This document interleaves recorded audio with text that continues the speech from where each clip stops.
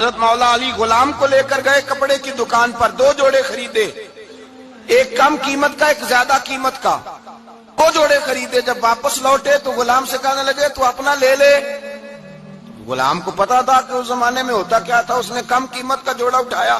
حضرت علی فرمانے لگے عجیب آدمی ہے، یہ تو تیرا نہیں، یہ تو میرا ہے۔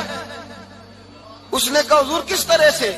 آپ فرمانے لگے تیرے لیے قیمتی جوڑا اس لیے خریدا ہے کہ تو جوان ہے، اور میں نے اپنے لیے اس لیے چھوٹا خریدا ہے کہ میں تو اب بوڑھا ہو گیا ہوں، مجھے تو حاجت نہیں۔ کہنے لگا حضور بوڑھے اور جوان کا مطلب نہیں، آپ علی ہیں۔ من کنت مولا فہذا علی، علی مولا، علی مولا۔ آپ چونکہ مولا علی ہیں اور آپ امیر المومنین ہیں، لہذا آپ نے تخت پر بیٹھنا ہے، آپ نے سلطنت کو چلانا ہے، آپ پہنیے۔